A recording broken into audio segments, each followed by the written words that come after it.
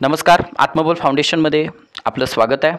बघा, ही जी बॅच आहे ह्या बॅचची ऑलरेडी मी इन्फॉर्मेशन तुम्हाला दिलेली आहे. आपण सरळ सुरू करूया प्राचीन भारताच्या इतिहासापासून. आणि त्या प्राचीन भारताच्या इतिहासामध्ये जो पहिला टॉपिक आहे तो आहे अश्मयुगीन कालखंड. आता हा टॉपिक सुरू करण्याच्या अगोदर एक छोटीशी मी माहिती देऊ इच्छितो की मी जे काही प्राचीन भारत आणि मध्ययुगीन भारत याबद्दलचे जे काही लेक्चर्स घेणार आहे त्या बाहेरचं तुम्हाला जास्त काही डाटा गोळा करायची गरज नाही आहे. हेच जर तुम्ही सारखं करत राहाल तरी तुम्हाला क्लिअर होऊन जाईल. ठीक आहे.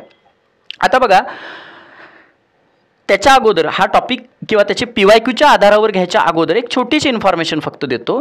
हेरोडोटसला इतिहासाचा जनक असं म्हणतात. इतिहासाचा जनक कोण आहे? हेरोडोटस. लक्षात ठेवा. ठीक आहे. त्याचं पुस्तक आहे हिस्टोरियस, म्हणून त्याला इतिहासाचा जनक म्हणतात. प्लस आणखीन एक नाव आहे sir Alexander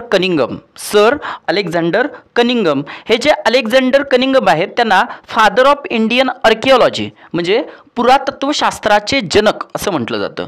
sir Alexander Cunningham यांना पुरातत्वशास्त्राचे जनक असं म्हटलं जातं. पुरातत्वशास्त्राचे. प्लस आणखीन एक नाव आहे महत्त्वाचं, लिओपोल्ड व्हॉन रँक यांना the father of modern history असं म्हटलं जातं. म्हणजे आधुनिक इतिहासाचा जनक जर कुणाला म्हटलं जात असेल तर ते ह्या लिओपोल्ड व्हॉन रँक यांना म्हटलं जातं. आता बघा, मी सरळ PYQच्या आधारावर हा टॉपिक पूर्ण क्लिअर करण्याचा प्रयत्न करेन. सरळ आपण PYQकडे जाऊया. आता हे जे काही अश्मयुगीन कालखंड आहे, हे अश्मयुगीन कालखंड अभ्यास करत असताना किंवा त्याच्या PYQकडे बघत असताना आत्तापर्यंत असे जास्त PYQ यावर विचारले गेलेले नाही आहेत. पण 2022मध्ये सरळ सलग 2 प्रश्न यावर विचारले गेलेले होते. त्यामुळे याच्यावर प्रश्न विचारला जाऊ शकतो, हे लक्षात ठेवा. आणि जे प्रश्न आहेत त्यांची काही जास्त डेप्थ नाही आहे. आपल्याला प्रश्न बघितल्यानंतर सरळ समजून जाईल. बघा, एक 2022ला मी पहिला एक प्रश्न बघतो. महाराष्ट्रातील मानवी वसाहतीच्या दृष्टीने मध्याश्म युग आणि ताम्रपाषाण युगाच्या संदर्भासाठी, म्हणजे महाराष्ट्रावर फोकस इथं केलेला आहे. लक्षात ठेवा, 2022चा प्रश्न आहे महाराष्ट्राच्या मानवी वसाहतीच्या दृष्टीनं मध्याश्म युग महाराष्ट्राचं मध्याश्म युग आणि ताम्रपाषाण युग याच्या संदर्भासाठी कुठं संशोधन करण्यात आलेलं आहे. ऑप्शन नंबर 1 आहे पाटणे हे जळगावमध्ये आहे. दुसरा आहे हातकंबा रत्नागिरी. तिसरा ऑप्शन आहे इनामगाव पुणे. आणि चौथा ऑप्शन आहे वरीलपैकी सर्व. आता बघा, आपल्याला एक सर्वसाधारण माहीत आहे, इनामगाव हे सर्वसाधारण काही लोकांनी ऐकलेलं असतं. म्हणजे इनामगाव आपल्याला माहीत असतं. इनामगाव कुठं आहे? पुण्यामध्ये आहे. छोटंसं माहिती त्याची असते. पाटणे जळगावला आहे, थोडीशी इन्फॉर्मेशन असते. याच्या आधारावर आपण वरीलपैकी सर्व हा ऑप्शन देऊ शकतो, पण थोडीशी माहिती देतो याबद्दल. आता काय आहे, एक विचार करा, हा जो प्रश्न आलेला आहे हा प्रश्न काही कुठला डेप्थ नाही आहे. तुम्हाला फक्त महत्त्वाची काही ठिकाणं माहिती पाहिजे, बस. याच्या आधारावर प्रश्न आहेत. आणि जे आलेले दोन्हीसुद्धा प्रश्न आहेत 2022चे, बस त्याच्या रिलेटेडच आहेत. ठीक आहे. त्याच्या आसपासची आणखीन जी काही माहिती आहे तीसुद्धा मी देण्याचा नक्की प्रयत्न करेन. ठीक आहे. आता बघा, थोडीशी माहिती देतो. याच्या आधी आपल्याला जो प्रश्न विचारला आहे हा मध्याश्म युगाबद्दल विचारला आहे. जर आपण इतिहासाचं वर्गीकरण करण्याचा प्रयत्न केला तर इतिहासाचं वर्गीकरण 3 भागामध्ये केलं जातं. एक प्रागैतिहासिक म्हणजे प्रोटो हिस्ट्री असं आपण म्हणूया, प्रागैतिहासिक, दुसरं इतिहासपूर्व आणि तिसरं ऐतिहासिक कालखंड. असे 3 भाग पाडूया आपण इतिहासाचे. ठीक आहे. आता जो पहिला आपण प्रागैतिहासिक कालखंड बघितला, प्रागैतिहासिक कालखंड, या प्रागैतिहासिक कालखंडामध्ये जी त्या काळातली लोकं होती ती लेखन करू शकत नव्हते. आता जर मला सांगा, लेखन करू शकत नसतील तर आज जर का आपल्याला त्या संदर्भात अभ्यास करायचे असेल, जरा विचार करा तुम्ही, प्रागैतिहासिक कालखंडातली जी काही लोकं होती ती लिखाणच करू शकत नव्हती. पण आम्हाला आज त्यांच्याबद्दल जर माहिती करून घ्यायची असेल तर आम्ही कशी माहिती करून घेणार? तर त्या काळातल्या जी लोकं आहेत ती काहीतरी हत्यारं वापरत असतील, कारण सुरुवातीच्या काळामध्ये ते सर्वसाधारणपणे जे काही शिकारी आहेत त्या शिकारीवरच अवलंबून असतील. म्हणजे त्या काळामध्ये काहीतरी ते हत्यारं वापरत असतील, त्यांचा आपण अभ्यास करू. किंवा कदाचित ज्या वेळेला ती लोकं एकत्र आलेली असतील, ती एकत्र आल्यानंतर त्यांनी काहीतरी एक कलाकुसर किंवा छोटी कुठंतरी गुहेमध्ये वगैरे जाऊन एखादं चित्र काढण्याचा प्रयत्न केलेला असेल. याचा आपण अभ्यास करू आणि याच्या अभ्यासानंतर आपल्याला ह्या प्रागैतिहासिक कालखंडाबद्दल माहिती मिळेल. आता एक लक्षात ठेवा, ज्या वेळेला आपण अशा प्रागैतिहासिक कालखंडासारख्या गोष्टींचा ज्या वेळेला अभ्यास करत असतो त्यावेळेला काही मेथड्स वापरल्या जातात, काही पद्धती वापरल्या जातात आणि त्या पद्धतींचा वापर करूनच आपल्याला त्यांचा अभ्यास करता येतो. त्याच्यातली पहिली जी पद्धत आहे ती आहे कार्बन डेटिंग मेथड. ही जी कार्बन डेटिंग मेथड आहे, या कार्बन डेटिंग मेथडचा वापर सहसा केला जातो. C14 मेथड असं म्हटलं जातं त्याला, C14. कशासाठी? अशा पद्धतीचं, म्हणजे जिथं लेखनच उपलब्ध नाही आहे, मग काय कुठली मेथड वापरणार? Carbon dating method. ही जी मेथड आहे, ही जी पद्धत आहे, ही पद्धत F. लिबी या संशोधकानं 1949 मध्ये शोधलेली होती. ह्यांना नोबेल प्राईज भेटलेलं होतं, लक्षात ठेवा. F. लिबी यांना केमिस्ट्रीमध्ये 1960 मध्ये यांना नोबेल प्राईज भेटलं होतं. आता काय असतं, प्रत्येक जो सजीव असतो ना, प्रत्येक सजीव हा जिवंत असेपर्यंत कार्बन डायऑक्साईड म्हणजे C14 आपल्या शरीरात घेत असतो. लक्षात ठेवा, सिंपल आहे. कार्बन डायऑक्साईड प्रत्येक जिवंत सजीव काय घेत असतो? आपल्या शरीरात घेत असतो. पण मृत्यूनंतर तो सर्व सजीवांचा म्हणजे शरीरातून एकच प्रमाणात तो बाहेर पडतोय. जिवंत असेपर्यंत आत घेत असतोय, मृत्यूनंतर मात्र बाहेर पडायला चालू होतोय. मृत्यूनंतर बाहेर पडायला चालू होतोय. C14चा मृत्यूनंतर, एखाद्या गोष्टीचा मृत्यू झाला किंवा थांबली, त्यानंतर 5568 वर्षानंतर त्याचा अर्धा भाग नाहीसा होतोय. 5568 वर्षानंतर. आणि याच्या अभ्यासाच्या आधारे आपण त्या काळातील एखादी जर आपल्याला गोष्ट सापडलेली असेल, एखादा हत्यार सापडलेले असेल, तर त्याचं एज काय आहे ते लक्षात करून घेता येतं. किंवा दुसरी एक मेथड वापरली जाऊ शकते, ते म्हणजे केमिकल ॲनालिसिस करून. म्हणजे एखाद्या ठिकाणी माती सापडली, त्या मातीचं केमिकल ॲनालिसिस आपण करू शकतो. उदाहरणामध्ये जर बघायला गेलं, इनामगाव हे जे काही महाराष्ट्रातलं, बघा ऑप्शनमध्येच आहे आपल्या, महाराष्ट्रातलं हे इनामगाव जे आहे, त्या इनामगावमध्ये काही ठिकाणी नायट्रोजन कंटेंट सॉईलमध्ये जास्त प्रमाणात सापडलेलं आहे. आता एखाद्या ठिकाणी नायट्रोजन कंटेंट कधी सापडू शकतो? जर तिथं पशुपालन होत असेल तर. लक्षात आलं का? बघा, पशुपालन एखाद्या ठिकाणी होत असेल तर नायट्रोजन कंटेंट सापडतो. आणि असंच कुठं सापडलेलं आहे? आपल्याला इनामगावमध्ये सापडलेलं आहे. म्हणजे केमिकल ॲनालिसिस थ्रूसुद्धा आपण अशा पद्धतीच्या म्हणजे प्रागैतिहासिक कालखंडासारख्या भागाचा अभ्यास करू शकतो.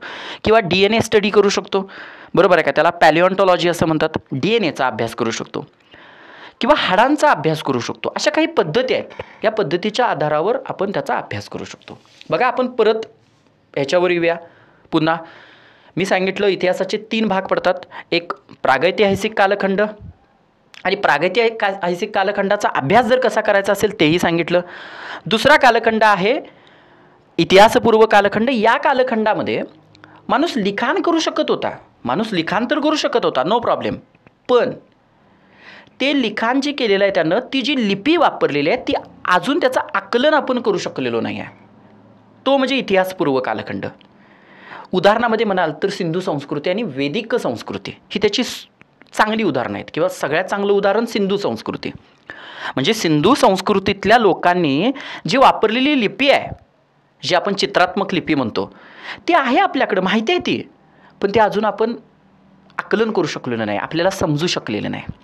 आणि तिसरा जो कालखंड आहे ऐतिहासिक कालखंडामध्ये, म्हणजे मौर्य कालखंडानंतरचा भाग, ज्या कालखंडाची आपल्याला पूर्ण माहिती लेखीय स्वरूपाची आहे, त्याची लिपी आपल्याला माहिती आहे.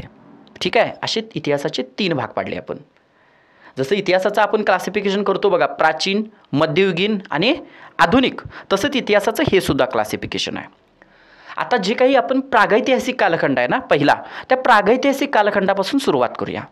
ह्या प्रागैतिहासिक कालखंडालाच अश्मयुगीन कालखंड असं म्हणतात, कारण या कालखंडामध्ये अश्म म्हणजेच दगड हा मुख्य हत्यार म्हणून वापरला जात होता. म्हणून ह्याच प्रागैतिहासिक कालखंडाला आपण दुसरं नाव अश्मयुगीन कालखंड असं म्हणतो.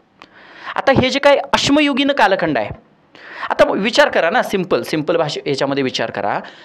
अश्मयुगीन कालखंड जरी असेल तरी सुरुवातीच्या काळामध्ये जे माणसानं दगड वापरलेले असतील, काही गोष्टी ज्या वापरलेल्या असतील, किंवा सुरुवातीच्या काळामध्ये त्या माणसाचा जो काही मेंदू असेल तसाच पुढे राहणार नाही ना. कारण का, जसं त्याच्यामध्ये बदल होत जाईल, उत्क्रांती होत जाईल त्या माणसामध्ये, तशा पद्धतीनं तो वेगवेगळी दगडाची हत्यारं वापरत जाईल. दगडाची हत्यारं जशी बदलत जातील तशा पद्धतीने ह्या अश्मयुगीन कालखंडाचे आपण 3 भाग पाडले. एक आहे पुराश्मयुग, दुसरा आहे मध्याश्मयुग आणि तिसरा आहे नवाश्मयुग. आता एक लक्षात ठेवा, आपण हे अश्मयुगीन कालखंडाचं काय बघतोय, भाग बघतोय, परत अश्मयुगीन कालखंडाचं, बरं का. पुराश्मयुग, मध्याश्मयुग, नवाश्मयुग. ठीक आहे. पुराश्मयुग इंग्लिशमध्ये पेलॉलिथिक, मध्याश्मयुग मेसोलिथिक आणि नवाश्मयुग निओलिथिक. लक्षात ठेवा. ठीक आहे. हे जे भाग पाडतोय मी परत एकदा सांगतोय, आपल्या दगडाची जी काही हत्यारं सापडलेली आहेत त्या दगडाच्या हत्यारांच्या स्वरूपाच्या आधारावर पडलेले आहेत. आता यांचा जो काळ असतो ना, पुराश्मयुग, मध्याश्मयुग आणि नवाश्मयुग, ह्याचा कालावधी एक 400-500 वर्ष, 1000 वर्ष मागं पुढे एखाद्या पुस्तकामध्ये झाला तरीसुद्धा काय प्रॉब्लेम नाही आणि MPSCनं आजपर्यंत यावर कधी प्रश्न विचारलेला नाही. ठीक आहे. तरी पण मी सांगतो, पुराश्मयुग जे आहे ते सर्वसाधारण इसवी सन पूर्व 25 लाख ते इसवी सन पूर्व 10,000, म्हणजे किती पूर्ण मोठा काळ हा पुराश्मयुगाचाच आहे. 10,000 डायरेक्टली आपण आलो. ठीक आहे. मध्याश्मयुग जर म्हणाल तर 10,000 इसवी सन पूर्व 10,000 ते इसवी सन पूर्व 4,000, 10,000 ते 4,000 या दरम्यानचा काळ मध्याश्मयुग. आणि मग इसवी सन पूर्व 3,000 ते पुढं 1,000 नवाश्मयुग. ठीक आहे. पुराश्मयुग, मध्याश्मयुग, नवाश्मयुग. आणखीन एक छोटीशी माहिती बघा, पुराश्मयुग कधी चालू होणार आहे, ज्या वेळेला बाबा माणूस हळूहळू उदयालाच आला त्यावेळेला पुराश्मयुग चालू होईल. बरोबर आहे की नाही. बघा, पुराश्मयुगापासून आपल्या पृथ्वीचं प्लिस्टोसिन एज सुरू झालं. पाठच ठेवा, काय चालू झालं, प्लिस्टोसिन एज सुरू झालं. आता हे जे प्लिस्टोसिन एज होतं ना, हे शीतकल्प होतं. शीत म्हणजे थंड वातावरण होतं. सिंपल भाषेत सांगतो, जे पुराश्मयुग होतं त्या पुराश्मयुगाच्या सुरुवातीलाच प्लिस्टोसिन एज सुरू झालं. हे थोडंसं थंड, पूर्णपणे बर्फाळ भाग होता. आता आपल्याला माहिती आहे हे पुराश्मयुग इसवी सन पूर्व 10,000 चालू होतं. इसवी सन पूर्व 10,000. ह्या इसवी सन पूर्व 10,000 नंतर मध्याश्मयुग झालं. मध्याश्मयुग चालू झालं म्हणजे काय झालं, एक युग चालू झालं ज्याला आपण होलोसीन युग असं म्हणतो. ह्या होलोसीन युगामध्ये एक फरक पडला. काय तर जे काही वातावरण आहे ते गरम व्हायला चालू झालं मध्याश्मयुगाच्या सुरुवातीला, इसवी सन पूर्व 10,000. आता मध्याश्मयुग कुठून कुठं चालू झालं, इसवी सन पूर्व 10,000 ते 4,000. बघा, पुराश्मयुगामध्ये प्लिस्टोसिन युग सुरू होतं. काही विशिष्ट काळानंतर म्हणजे इसवी सन पूर्व 10,000 नंतर होलोसीन युग सुरू झालं. आता हे होलोसीन म्हणजे गरम आहे जरासं. पुढं काही काळ गेल्यानंतर म्हणजे एक थोडा काळ गेल्यानंतर शेतीला सुरुवात होणार आहे. एक पॉईंट असा धरा की जिथं शेतीला सुरुवात होणार आहे आणि शेतीला सुरुवात होणार म्हणजेच नवाश्मयुगाची सुरुवात होणार. बस, दॅट्स इट, बाकी काही नाही आहे. ठीक आहे. आता जे पुराश्मयुग पहिल्यांदा बघितलं त्या पुराश्मयुगाचे सुद्धा परत 3 भाग पडतात. म्हणजे पुराश्म कालखंड, मध्यम पुराश्म कालखंड आणि उत्तर पुराश्म कालखंड. पण MPSC इतक्या डेप्थमध्ये जाऊन कधी जास्त प्रश्न विचारत नाही. फक्त आपल्या माहितीसाठी लक्षात ठेवा की हां, हे अशा पद्धतीची माहिती महत्त्वाची आहे, आपल्याला माहिती असणं. आता जे मध्याश्मयुग असतं ना, ते मध्याश्मयुगाची थोडीशी माहिती घेऊया. कारण की हा जो प्रश्न आहे, जो प्रश्न विचारलेला आहे 2022मध्ये, हा प्रश्न मुळात कुणावर विचारला आहे, मध्याश्मयुगावर विचारला आहे आणि ताम्रपाषाण युगावर विचारला आहे. ताम्रपाषाण युग हा पुढचा टॉपिकच आहे, त्यामुळे त्याच्यामध्ये आपण त्याची माहिती घेऊया. पण आत्ता थोडीशी महाराष्ट्रातल्या मध्याश्मयुगाची माहिती घेऊया. मी आत्ताच तुम्हाला सांगितलं पुराश्मयुग आणि नवाश्मयुग ह्याच्यामध्ये कोण असतो, तर मध्याश्मयुग असतं. म्हणजे त्यांना तो जोडतो. बरोबर आहे का. वातावरण बदलायला सुरू झालेलं होतं, गरम वातावरण चालू झालेलं होतं जसं मध्याश्मयुग चालू होईल. प्लस हत्यारांच्या मध्ये तर बदल होतच आहे. पुराश्मयुगामध्ये जी हत्यारं वापरलेली होती तीच हत्यारं काय माणूस मध्याश्मयुगामध्ये वापरत नव्हता. बेसिकली मध्याश्मयुगामध्ये माणूस मायक्रोलिथ्स वापरत होता. मायक्रोलिथ्स म्हणजे सूक्ष्मास्त्र वापरत होता. छोटी छोटी हत्यारं वापरायला सुरू केलेली होती त्यानं. आणि जसं मध्याश्मयुग संपेल आणि जसं नवाश्मयुगाची सुरुवात होईल तसं शेतीला पण प्रारंभ झालेला होता. बरोबर आहे. शेतीचा प्रारंभ नवाश्मयुग, होलोसीन, मध्याश्मयुग, पुराश्मयुग हे प्लिस्टोसिन. ओके, पाठच ठेवा ही गोष्ट. आता या काळातल्या माणसाचं असं म्हटलं जातं मध्याश्मयुगामध्ये, आपण भारताच्या बाबतीत पण ह्याची परत माहिती बघणार आहे. कारण की भारताच्या बाबतीतला जो प्रश्न आलेला आहे ना 2022मध्ये, हा सुद्धा प्रश्न ह्या मध्याश्मयुगावरच आलेला आहे. त्याच्यामुळं आता आपल्याला भविष्यामध्ये कुठला प्रश्न पडू शकतो तर पुराश्मयुग आणि नवाश्मयुगाबद्दलचा, त्याची पण आपण इन्फॉर्मेशन थोडीशी पुढे घेणार आहे. आता जरा आणखीन एक महत्त्वाची विचार केली, डायरेक्टली सांगतो, ते म्हणजे महाराष्ट्रातील कोणत्या कोणत्या ठिकाणी याचा अवशेष सापडलेले आहेत. कुठलं, मध्याश्मयुगाचे. हे पाठच पाहिजे. महाराष्ट्रातील खालील ठिकाणी मध्याश्म युगाचे अवशेष सापडलेले आहेत. एक पाटणे जळगाव, जो आपल्या प्रश्नाच्या ऑप्शनमध्ये आहे, पाटणे जळगाव. दुसरा इनामगाव पुणे, इनामगाव हे कुठं आहे? पुण्यामध्ये आहे, हे पाठच पाहिजे, इनामगाव पुणे. तिसरं पाचाड रायगड, पाचाड रायगड. ठीक आहे. चौथा आहे हातकंबा रत्नागिरी, हातकंबा रत्नागिरी. पाचवा आहे नेवासा अहमदनगर, नेवासा कुठं आहे? अहमदनगर आहे, नेवासा अहमदनगर. आणि सहावा आहे नांदेड.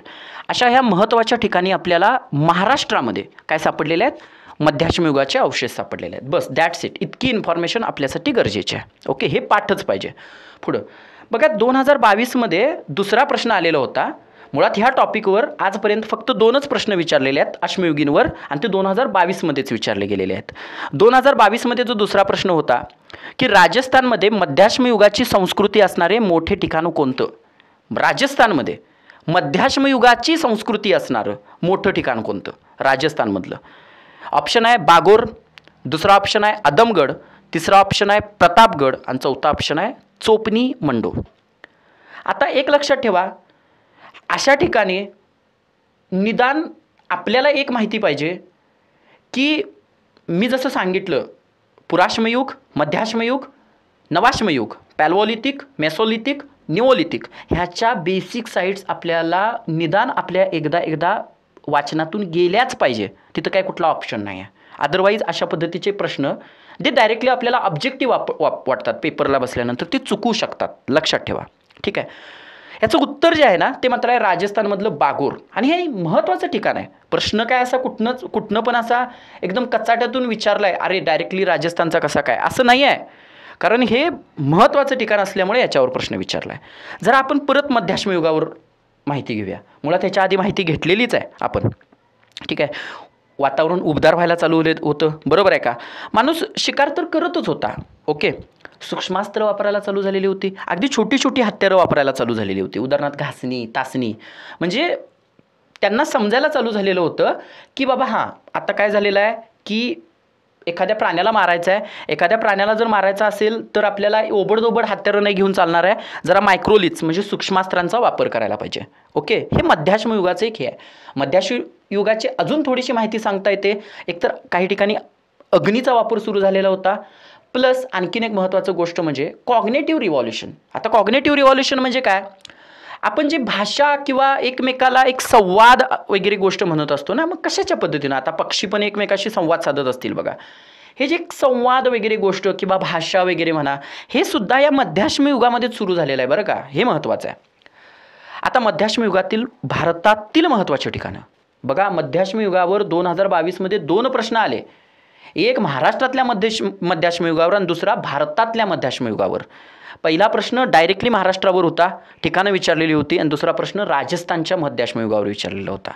राजस्थानमधलं जे बागोर आहे, बागोर हे कोठारी नदीलगत आहे, कोठारी नदीलगत. लक्षात ठेवा, कोठारी नदीलगत. आणि हे मध्याश्म काळातील भारतातील सर्वात मोठं ठिकाण आहे. भारतातील सर्वात मोठं ठिकाण, म्हणून तर प्रश्न विचारला आहे. भारतातील हे सर्वात मोठं ठिकाण होतं म्हणून प्रश्न विचारलेला होता. इथं समस्तरीय उत्खनन झालेलं होतं. याची जास्त तुम्ही इन्फॉर्मेशन घ्यायची काही गरज नाही. मी एक सांगितलेलं आहे, प्राचीन भारतामध्ये आपण जास्त डेप्थ नाही घेणार आहे, पण जेवढं घेणार आहे तेवढं पण इम्पॉर्टंट आहे, त्याच्यापेक्षा पण जास्त गरजेचं नाही आहे. ठीक आहे, लक्षात ठेवा. ओके. ठीक आहे. आता ह्या मध्याश्म युगातील ज्या अवजारं होती ना, जे तयार केलेली होती, त्यासाठी एक लक्षात ठेवा, आपल्या हे स्टेट बोर्डमध्ये दिलेलं आहे, जी पाती तयार केलेली होती. कारण एखाद्या प्राण्याला मारायचं आहे, पाता असलं पाहिजे. आपण जसं उदाहरणामध्ये तुम्हाला सांगू काय, खुरपं वगैरे तयार करतोय. आता काही मुलांना हे कळणार नाही, सर्वसाधारण आमच्या कोल्हापूरच्या भाषेत हे वापरलं जातं. किंवा कोयता म्हणा, त्याला पातं म्हणजे काय, एक धार लावतोय माहिती आहे काय आपण, धारेची गरज आहे. म्हणजे कसं पण आपलं असं लोखंडाचं काहीतरी घेतलं प्राण्याला फेकून मारला असं नाही, एक पात धारेची गरज आहे, बरोबर आहे की नाही. आता त्या काळात म्हणजे मध्याश्म युगातील जो काय माणूस होता, मी डायरेक्टली सांगतो, पन्हाळीदार गाभा हे जे तंत्रज्ञान आहे, ह्या तंत्रानं गारगोटीच्या गोट्यापासून ती पाती वेगळी केली जायची. सिंपल आहे, काय नाही, एकमेकावर एक गारगोटीची दगडं ठेवली जायची आणि ते बरोबर प्रेशर फिकिंग सिस्टम म्हणतात त्याला, त्याच्या माध्यमातून ते एक पातं वेगळं केलं जायचं आणि ते तिथं वापरलं जायचं. बस, पन्हाळीदार गाभा हा शब्द पाठ ठेवा. ओके. आता जसं मध्याश्म युगामध्ये राजस्थानमधलं महत्त्वाचं ठिकाण बागोर आहे, तशाच पद्धतीनं गुजरातमध्ये सुद्धा काही महत्त्वाची ठिकाणं सापडलेली आहेत. ओके. गुजरातमध्ये आपल्याला माहिती आहे तापी असेल, नर्मदा, मही, साबरमती ह्या ज्या काही नद्या आहेत ना, ह्या नद्यांच्या खोऱ्यात या संस्कृतीची काही ठिकाणं सापडलेली आहेत. पाठ ठेवा. गुजरातमध्ये कुठली कुठली आहेत बघा. अखज. हां, दुसरा आहे वलसन. तिसरा आहे हिरपूर आणि चौथा आहे लांगनाज. ठीक आहे, लांगनाज. आता हे लांगनाज थोडंसं लक्षात राहतं गुजरातमधलं. ठीक आहे, हिरपूर एक लक्षात ठेवा. ओके. त्याच पद्धतीनं उत्तर प्रदेश आणि मध्य प्रदेशमध्ये सुद्धा याची महत्त्वाची ठिकाणं सापडलेली आहेत मध्याश्म युगाची. विंध्य व सातपुडा या भागामध्ये सापडलेली आहेत महत्त्वाची ठिकाणं. त्याच्यामध्ये अलाहाबाद, प्रतापगड. आता प्रतापगड ऑप्शनमध्येच आहे सरळ. अलाहाबाद, प्रतापगड. सराई नहार राय हे तर लक्षात राहतं तुम्हाला. मोरहाना पहार, लेकाहिया ही उत्तर प्रदेशातली महत्त्वाची ठिकाणे आहेत. कुठं मी परत सांगतोय. अलाहाबाद प्रतापगड, सराई नहार राय, मोरहाना पहार आणि लेकाहिया ही उत्तर प्रदेशातली महत्त्वाची ठिकाणं. त्याचबरोबर मध्य प्रदेशमध्ये सुद्धा काही महत्त्वाची ठिकाणं सापडलेत. कुठली? मध्याश्म युगाची. ती म्हणजे भीमबेटका. आता ही भीमबेटका तर पाठच पाहिजे, कारण भीमबेटका हे एकदम युनिक आहे. का? कारण की पुराश्म युग असो, मध्याश्म युग असो आणि नवाश्म युग असो, इथं तुम्हाला थोडे ना थोडे त्याचे पुरावे सापडलेले आहेत. भीमबेटका इम्पॉर्टंट आहे. अदमगृह हे मध्य प्रदेशमध्येच आहे आणि हौशंगाबाद हे सुद्धा मध्य प्रदेशमध्येच आहे. ठीक आहे, अशा काही महत्त्वाच्या ठिकाणी आपल्याला मध्याश्म युगाची हे सापडले. त्याचबरोबर पश्चिम बंगाल आणि ओडिसा या ठिकाणी पण सापडलेले आहेत. त्याच्यामध्ये छोटा नागपूर असेल, ओडिसाची किनारपट्टी असेल किंवा ब्रह्मपुत्रा नदी असेल, इथं सापडलेले आहेत. सूक्ष्मास्त्र सापडलेत. आता सूक्ष्मास्त्र म्हणजेच काय? मध्याश्म युग. म्हणजे सूक्ष्मास्त्र सापडणं म्हणजे मध्याश्म युगाचा पुरावा सापडणं. लक्षात ठेवा. एखाद्या तुम्ही गेला कुठेतरी आणि तुम्हाला सूक्ष्मास्त्र सापडलं तर लक्षात ठेवायचं की इथं कधी ना कधीतरी हा मध्याश्म युगातील एक माणूस जो आहे तो राहत होता, हे तुम्हाला लगेच कळेल. किंवा ओडिसामध्ये हे पाठ ठेवा. ओडिसामधले मयूरभंज. ओडिसामध्ये कुठला आहे बघा? मयूरभंज. केरुनझार हे तर लक्षात राहू शकते. सुंदरगड आणि कुचाई ही ओडिसातील ठिकाण आहेत. ओडिसातील. तर पश्चिम बंगालमधलं बिरभनपूर. कुठलं ठिकाण? बिरभनपूर हे पश्चिम बंगालमधलं महत्त्वाचं ठिकाण आहे. ओके. आता मला जरा सांगा, जसं आपल्याला मध्याश्म युगावर प्रश्न विचारला जाऊ शकतो, तशा पद्धतीनं पुराश्म युगावर प्रश्न विचारला जाऊ शकतो का नाही? तर विचारला जाऊ शकतो. का नाही विचारला जाऊ शकत? आता एक लक्षात ठेवा, तुम्ही पुराश्म युगातलं परत हे प्रारंभिक पुराश्म युग, मध्य पुराश्म युग आणि उत्तर पुराश्म युग एक आपल्या माहितीसाठी ओके, पण हे काय पाठ वगैरे करत बसणं किंवा ह्याच्याने परत डिटेल्स वगैरे काढत बसणं काही गरज नाही आहे. डायरेक्टली पुराश्म युग आहे आणि पुराश्म युगातली काही महत्त्वाची ठिकाणं आहेत. तर जसं की महाराष्ट्रातलं बोरी याच्यावर प्रश्न पण येऊ शकतो. लक्षात ठेवा. पुराश्म युगावर. ठीक आहे. बघा काही महत्त्वाची ठिकाणं आपण बघूया जरा पुराश्म युगातली. पुराश्म युगातलं महत्त्वाचं पहिलं ठिकाण आहे ते म्हणजे काश्मीरमधलं पहेलगाम. दुसरं उत्तर प्रदेशमधलं बेलनखोरे. मध्य प्रदेशमध्ये परत आलं बघा भीमबेटका आदमगड. भीमबेटका येतंच जास्तीत जास्त. त्यानंतर राजस्थानमधलं सिंधी तलाव आणि दिदवाना. महाराष्ट्रामधलं नेवासा, कोरेगाव, चांदोली आणि शिकारपूर. महाराष्ट्रामधलं कुठलं पाठच राहिलं पाहिजे. नेवासा, कोरेगाव, चांदोली आणि शिकारपूर. आता हे चांदोली आहे ना, चांदोली हे परत तुम्हाला ताम्रपाषाणमध्ये सुद्धा सापडणार आहे ठिकाण. त्यामुळे ह्याच्यावर जरा लक्ष ठेवायचं. पण चांदोली जर का असा प्रश्न आलाच, समजा जोड्या जुळवाला वगैरे, की हां हे ताम्रपाषाण युगीन ठिकाण होतं, जोड्या जुळवाला प्रश्न येऊ शकतो बरं का, की हां हे ताम्रपाषाण युगीन आहे, हे बाबा पुराश्म युगीन आहे. कळालं का बघा? असा प्रश्न आला तर हे चांदोली जे आहे ना हे ताम्रपाषाणसाठी द्यायचं आपण. ठीक आहे. कर्नाटकमधलं हुसंगी आणि पंजाबमधली सोन नदी ही सगळी पुराश्म युगीन ठिकाणं आहेत. ठीक आहे. आता या काळामध्ये मी आधीच सांगितलेलं आहे, माणसानं दगडी हत्यारं वापरलेली होती, प्लस माणसानं हातकुराड. पाठच ठेवा. हातकुराड हे पहिलं दगडी हत्यार वापरलेलं होतं. कुठलं? हातकुराड हे हत्यार वापरलेलं होतं. ओके. आता अग्नीचा वापर करत असणार, हे बेसिक आपल्याला माहीत असतं. यावर प्रश्न विचारत नाही आयोग, कधीच विचारत नाही कधी अग्नीचा वापर, कारण की कन्फर्म नाही आहे ना हो. संशोधकांना पण माहीत नाही की ते कन्फर्म अग्नीचा वापर कधी सुरू झालेला आहे. असं काय कन्फर्म नसतं की नाही नवाश्मयुग चालू झालं उद्यापासून शेती चालू, चला उद्यापासून नवाश्मयुग पडलं बघा, हां नाही पुराश्मयुग आजपासून शेती चालू, असं काही नसतं. त्याच्यामुळं जे कन्फर्म नाही आहे त्याच्यावर आयोग पण डायरेक्टली प्रश्न विचारत नाही. ठीक आहे. आता बघा दगडावरील आता चित्रकला करत होता. आता चित्रकला काय एकटा जाऊन चित्रकला करणार आहे काय? चित्रकला करायला म्हणजे जेवण बी एकटाच करतोय, दिवसभर एकटा शिकारी बी करतोय आणि एकटाच चित्रकला करत बसतोय, असं नाही होणार आहे. तर लोक एकत्र राहत असतील, मग कोणतरी बाबा जेवण वगैरे करत असतील, मग काही लोकांना जरा कला वगैरे क्षेत्रामध्ये आवड असेल, काहीतरी बाबा करून ठेवूया, हे आम्हाला जे दिसतंय हे कुठेतरी करून ठेवूया असं वाटत असेल, बरोबर आहे ना. पोटाची खळगी परत जवळ आल्यानंतर पोटाची कुठेतरी खळगी भरलेली असेल आणि मग व्यक्ती कुठं वळालेला असेल, कलेकडे वळायला. पोट भरल्याशिवाय कलेकडे माणूस वळत नाही, हे पण महत्त्वाचं आहे, बरोबर आहे की नाही. साधारणतः हत्ती म्हणा, हरिण म्हणा, गेंडा म्हणा, हे प्राणी तिथं आढळायचे. ठीक आहे. अजून जरा ठिकाणं जर बघितली म्हणजे पुराश्मयुगाची, परत सांगतोय पुराश्मयुगाची, मध्याश्मयुगावर प्रश्न येऊन गेलेत, मध्याश्मयुगावर प्रश्न येऊन गेलेत.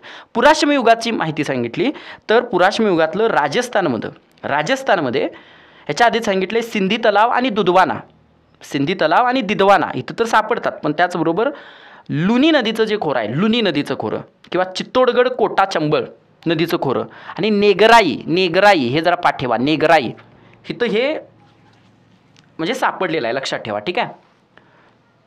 पुरावे सापडलेत. काश्मीरमध्ये पहिलगाम, पाठ ठेवा पहिलगाम. ठीक आहे. हातकुराडी इथं सापडलेले आहेत पहिलगाममध्ये.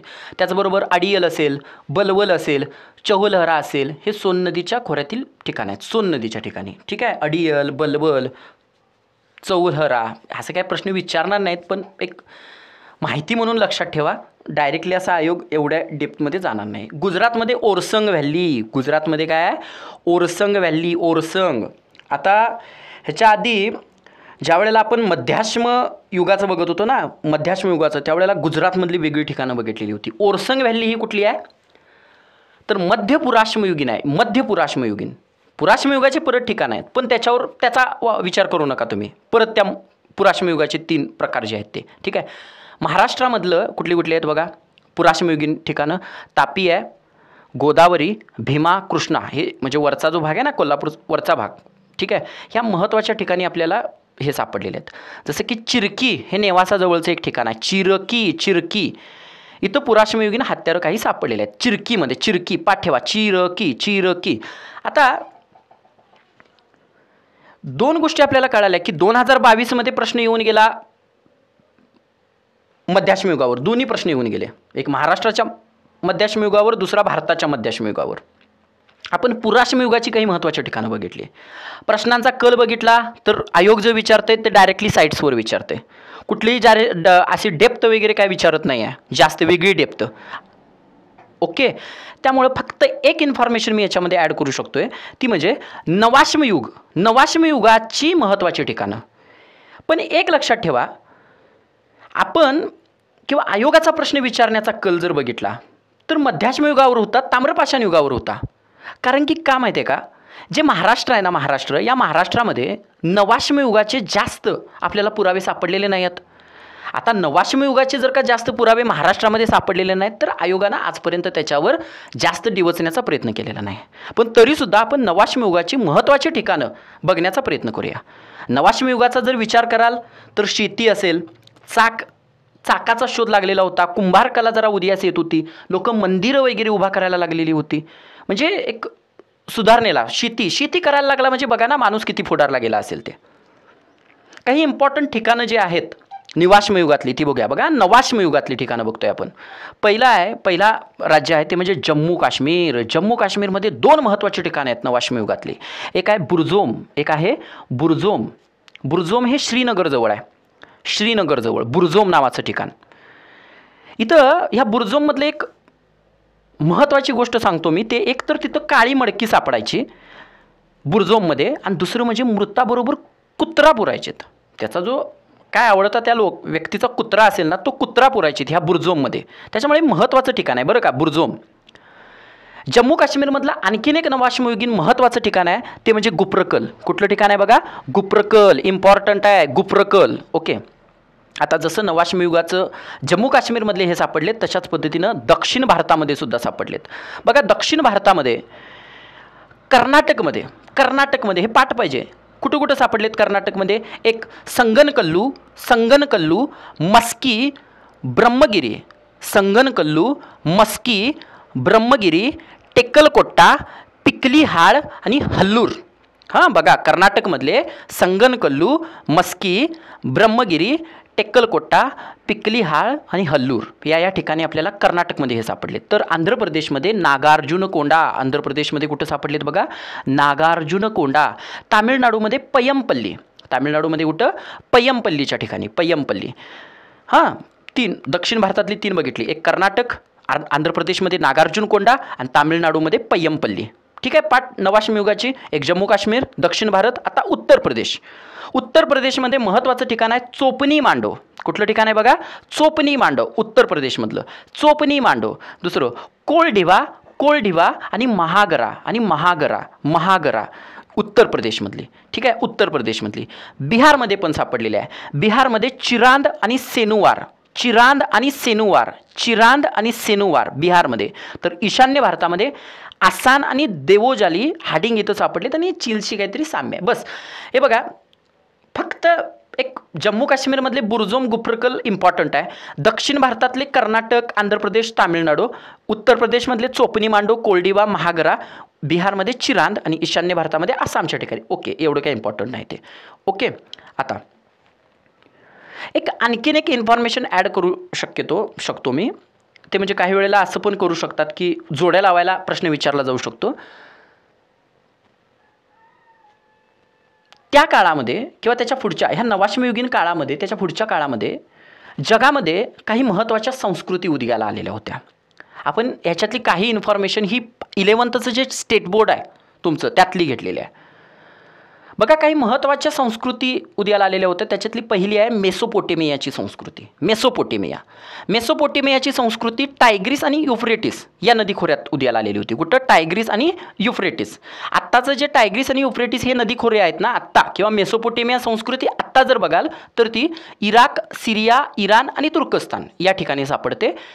ठीक आहे. शेतकरीतला गहू आणि बार्ली पिकवायचा, जास्त इम्पॉर्टंट नाही. टायग्रीस आणि युफ्रेटिस नद्या हे इम्पॉर्टंट आहे. ओके, मेसोपोटेमियाची संस्कृती. इजिप्तची संस्कृती नाईल नदीखोऱ्याच्या ठिकाणी इजिप्तची संस्कृती होते, जी रोजेटा अभिलेख म्हणून एक अभिलेख होता. त्या अभिलेखामुळं आपल्याला ह्या इजिप्तच्या संस्कृतीबद्दल जास्त माहिती सापडते. ओके, चीनी संस्कृती जी आहे, तिसरी संस्कृती चीनी संस्कृती. ती चीनी संस्कृती हो हँग हो नदी. कुठली नदी? हो हँग हो नदी, किंवा त्याला एलो रिव्हर असं म्हणतात, किंवा त्याच नदीला चीनमध्ये अश्रूंची नदी असं म्हटलं जातं. अश्रूंची नदी. जसं भारतामध्ये आपण नदी प्रणाली बघताना बघू तसं ह्या चीनी संस्कृतीमध्ये हो हँग हो नदीला. आणि सिंधू संस्कृतीमध्ये सिंधू सरस्वती ह्या नद्यांच्या काठी होती. आता बघा, ह्या 4 संस्कृती सांगण्याचं कारण एकच आहे, कारण की ज्यावेळेला आपण सिंधू संस्कृती हा पुढील टॉपिक बघणार आहे त्यावेळेला ह्या ज्या संस्कृती होत्या ना महत्त्वाच्या, यांच्यात एकमेकांच्यात व्यापार चालायचा आणि त्यामुळे ही मेसोपोटेमियाची संस्कृती वगैरे महत्त्वाची आहे. ओके, आणखीन एक महत्त्वाचं फक्त ठिकाण जाता जाता सांगेन मी. मेहरगड बलुचिस्तानमध्ये आहे. मेहरगड कुठं आहे? बलुचिस्तानमध्ये, पाकिस्तानच्या भागामध्ये. पाकिस्तान भारत तिथं जवळ आहे ती मेहरगड. हे नवाश्मयुग, आता जे आपण बघितलं ना नवाश्मयुग, ते हडप्पा संस्कृती. हे नवाश्मयुग आणि हडप्पा संस्कृती एक कालक्रम उजेडात येतोय मेहरगडला बघितलं की, मेहरगडचा अभ्यास केला की. म्हणजे आपल्याला कळते की काय कनेक्शन असेल का बाबा नवाश्मयुग आणि हडप्पा संस्कृतीमध्ये. ते जर आपल्याला अभ्यास करायचा असेल तर मेहरगड बलुचिस्तानला जायला पाहिजे, त्याचा अभ्यास करायला पाहिजे. तिथल्या उत्खननामध्ये, म्हणजे उत्खनन जे केलेलं आहे ते केलेलं आहे जॉन फ्रँक्वा यांनी. ठीक आहे, हे लक्षात ठेवा. ह्या गोष्टी खूप महत्त्वाच्या होत्या. त्याचबरोबर आणखीन एक शेवटची महत्त्वाची गोष्ट ती म्हणजे बघा, आपण एक गोष्ट बघितली या चॅप्टरमध्ये, आपल्याला एक गोष्ट समजली. प्रागैतिहासिक कालखंड म्हणजेच अश्मयुगीन कालखंडाचे 3 भाग पाडले आपण. कुठले? पुराश्मयुग, मध्याश्मयुग आणि नवाश्मयुग. आता पुराश्मयुगामध्ये माणूस वेगळे हत्यारं वापरत होता, नवाश्मयुगामध्ये वेगळी हत्यारं वापरत होता, मध्याश्मयुगामध्ये वेगळी वापरत होता, आणि वातावरण पण बदलत होतं. मध्याश्मयुगाच्या सुरुवातीला उबदार वातावरण होत होतं. आणि विज्ञानाचा एक रूल शिकलोय आपण. तुम्हाला थोडंसं माहीत असेल की जशा पद्धतीनं वातावरण बदलत असतं, जशा पद्धतीनं आजूबाजूची परिस्थिती बदलत असते, तशा पद्धतीनं माणूस स्वतःमध्ये उत्क्रांत बदल करत असतो. बरोबर आहे की नाही? माणसामध्ये स्वतःमध्ये बदल होत जात असतात. तशाच पद्धतीनं मानवामध्ये सुद्धा बदल झालेले आहेत. सिंपल सांगतो, सिंपल भाषेमध्ये, जी असं म्हटलं जातं की हे सगळं जे माणूस म्हणजे जे आहे, आपण म्हणतो की माकडापासून मानवाची उत्पत्ती झाली. मुळात ते माकड असं नव्हतं, पण झाली असं म्हणतात. आपण बेसिकली ते मान्य करूया. पण एक प्रिमेटिव्हजपासून ती उत्पत्ती झालेली आहे. त्याचं नाव आहे ॲस्ट्रोलोपिथिकस. काय नाव आहे त्यांचं? ॲस्ट्रोलोपिथिकस. ॲस्ट्रोलोपिथिकसपासून हळूहळू उदयाला येऊन माणूस झालेला आहे तयार. पण सुरुवात कुठनं झालेली आहे? माणसाची, असं आपण म्हणूया. ॲस्ट्रोलोपिथिकस. आणि हे कुठं उदयाला आले? आफ्रिकेमध्ये. आफ्रिकेमध्ये ॲस्ट्रोलोपिथिकस होते. ॲस्ट्रोलोपिथिकस काही काळ बाबा आफ्रिकेमध्ये वगैरे राहिलेला असणार आहे. बरोबर आहे की नाही? सुरुवातच त्याची म्हणजे त्या एका माणसाचं नाव म्हणतोय मी, ॲस्ट्रोलोपिथिकस. पण तो माणसासारखा नव्हता बरं का, आत्ताच्या माणसासारखा, म्हणजे माकड आणि माणूस याच्या दरम्यान म्हणा, ॲस्ट्रोलोपिथिकस. मग काही विशिष्ट काळ गेलेला असणार आहे, बराच काळ गेलेला असणार आहे, बरेच वातावरण वगैरे बदल झालेला असणार आहे. आणि मग जो झाला तो म्हणजे होमो इरेक्टस. इरेक्ट म्हणजे उभा राहणारा माणूस. होमो इरेक्टस तयार झाला. आता होमो इरेक्टस तो उभा राहायला चालू लागलाय. म्हणजे आता काय झालं बघा, 2 पायावर चालू लागला, तर आता तो लांब लांब जायला चालू होईल. म्हणजे बाबा आफ्रिका सोडून इतर देशांच्यात जायला चालू होईल. बरोबर आहे की नाही? आणि काही काळानंतर होमोसेपियन निएंडरथल, म्हणजे त्या इरेक्टसचंच पुढचं हे आहे होमोसेपियन निएंडरथल. मी आता जास्त याची डिटेल इन्फॉर्मेशन देत बसत नाही आहे. फक्त एक लक्षात ठेवा, सुरुवात ॲस्ट्रोलोपिथिकस, नंतर होमो इरेक्टस नंतर होमोसेपियन, म्हणजे त्याला निएंडरथल, कारण जर्मनीमधल्या निएंडरथल या ठिकाणी याचे पुरावे सापडले. आणि नंतर होमोसेपियन म्हणजे आता आपण जे म्हटलं ना, मध्याश्मयुग, इसवी सन पूर्व 40,000 ते इसवी सन पूर्व 10,000,